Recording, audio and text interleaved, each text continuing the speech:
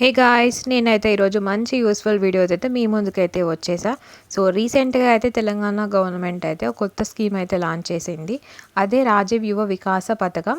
So, ఈ పథకంలో భాగంగా ఏంటంటే అన్ని కులాల వారికి స్వయం ఉపాధి కల్పించేందుకు 4,00,000 వరకైతే ఆర్థిక సహాయం అయితే అందిస్తుంది. దీనిలో కనీసం 60-80% సబ్సిడీ కూడా అయితే ఇస్తుంది. సో, ఈ వీడియోనైతే మీరైతే ఎండ్ వరకు చూసేయండి. మధ్యలో ఎక్కడ స్కిప్ చేయకండి. నేనైతే ఫుల్ డీటెయిల్స్ అనేవి ప్రొవైడ్ చేస్తాను. ఈ వీడియో మీకు నచ్చినట్లయితే లైక్ చేయండి. సో ఈ స్కీమ్కి అయితే మనం దరఖాస్తుకు కావాల్సిన డాక్యుమెంట్ ఏంటంటే ఆధార్, సెకండ్ కుల ఆదాయ ధృవీకరణ పత్రాలు. సో అన్ని కులాల వారికి క్యాస్ట్ సర్టిఫికేట్ నెంబర్, అలాగే ఇన్కమ్ సర్టిఫికేట్ నెంబర్. సో ఈ caste certificate number, income certificate number అయితే మనకైతే మీ సేవ వాళ్ళు అయితే ఒక డాక్యుమెంట్ అనేది ప్రొవైడ్ చేస్తారు. ఆ డాక్యుమెంట్లో అంటే రైట్ సైడ్లో బార్కోడ్ కింద అయితే నెంబర్ అయితే మెన్షన్ చేస్తుంటుంది. సో తెలియని వారి కోసం అయితే ఇది. So next pan card, so next pass photo, అలానే లబ్ధిదారుడి ఫోన్ నెంబర్, దాని తర్వాత బ్యాంక్ డీటెయిల్స్, దాని తర్వాత రేషన్ కార్డ్. సో ముఖ్య సూచన ఏంటంటే ఒక్క రేషన్ కార్డులోని సభ్యులలో ఒకరికి మాత్రమే అవకాశం కలదు.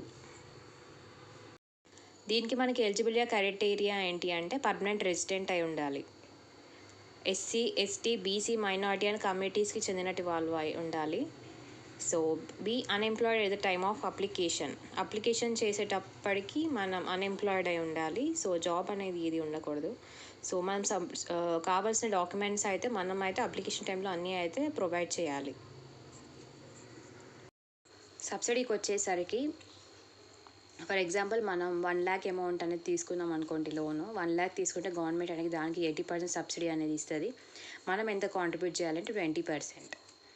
సో అలానే 1 to 2 lakhs అనేది మనం లోన్ తీసుకుంటే దానికి గవర్నమెంట్ అనేది 70% సబ్సిడీ ఇస్తుంది. దానికి మనం ఎంత కాంట్రిబ్యూట్ చేయాలంటే 30% అనేది కాంట్రిబ్యూట్ చేసుకోవాలి. సో అప్ టు 3 lakhs వరకు అయితే గవర్నమెంట్ అనేది 60% సబ్సిడీ అందిస్తుంది. బెనిఫిషరీ యొక్క కాంట్రిబ్యూషన్ అయితే 40%. ఈ స్కీమ్ అయితే చాలా వరకు యూత్కి అయితే చాలా వరకు యూస్ అవుతుంది. ఎవరైతే సెల్ఫ్గా ఎంప్లాయ్ కావాలనుకుంటున్నారో దీని ద్వారా ఏంటంటే మనకి ఎంప్లాయ్మెంట్ కాదు, వేరే వాళ్ళకి కూడా ఎంప్లాయ్మెంట్ కల్పించే విధంగా అయితే ఈ స్కీమ్ అయితే ఉంది. సో కంపల్సరీ ఎవరైతే ఇట్లా సెల్ఫ్గా బిజినెస్ అయితే స్టార్ట్ చేద్దాం అనుకుంటున్నారో ఫైనాన్షియల్ సపోర్ట్ లేకుండా, సో మీకైతే ఈ స్కీమ్ అయితే చాలా వరకు యూజ్ అవుతుంది. సో కంపల్సరీ యూటిలైజ్ చేసుకోండి ఈ స్కీమ్ని. సెకండ్, ఉపాధి అంశాలు మనకి వ్యవసాయ అంశాలకు సంబంధించి ఫస్ట్ ఎద్దుల బండ్లు, oil engine, pump set, air compressor, పత్తి సేకరణ యంత్రం, వేరుశనగ machine, vermicompost, next oil palm పంట. ఇవి అయితే వ్యవసాయకు సంబంధించిన అంశాలు. సో నెక్స్ట్ పశుపోషణలో ఫస్ట్ వన్ గేదెలు, దాని తర్వాత ఆవులు, డైరీ ఫామ్, కోడిగుడ్ల వ్యాపారం, మేకల పెంపకం, పాల వ్యాపారం, చేపల వ్యాపారం, పౌల్ట్రీ ఫారం, గొర్రెల పెంపకం. ఇవి అయితే పశుపోషణకు సంబంధించిన అంశాలు. సో సొంత వ్యాపారం సంబంధించినవి అయితే ఎయిర్ కూలర్ల వ్యాపారం, స్టీల్ సామాన్ల వ్యాపారం, ఆటోమొబైల్ షాపు, బేకరీ షాపు, గాజుల దుకాణం, హెయిర్ కట్టింగ్ షాపు, బుట్టల తయారీ shop, beauty parlour shop, general store, ఇటుకల తయారీ వ్యాపారం, డిష్ టీవీల ఏర్పాటు, వడ్రంగి షాప్, సీసీ కెమెరాల రిపేర్ షాప్, ఎలక్ట్రిక్ షాప్, అలాగే ఎలక్ట్రిక్ వస్తువుల రిపేర్ కేంద్రం, అలాగే వైరింగ్ కేంద్రం, మగ్గం టైలరింగ్, చెప్పులు అమ్మే దుకాణం, పండ్ల వ్యాపార కేంద్రం, పండ్ల రసాల దుకాణం, బట్టల దుకాణం, కిరాణం general store, generator shop, gift article shop, బంగారు నగల దుకాణం, పిండి గిన్నె కేంద్రం, హోటల్ ఏర్పాటు, ఐస్ క్రీమ్ పార్లర్ ఏర్పాటు, iron business, ladies corner, laundry shop, dry cleaning.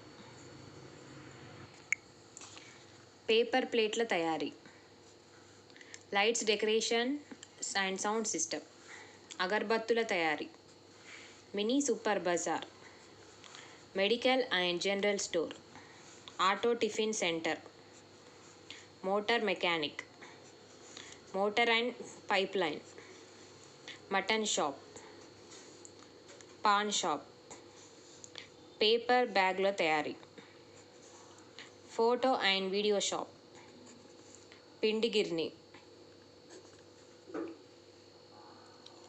Filter water కేంద్రం,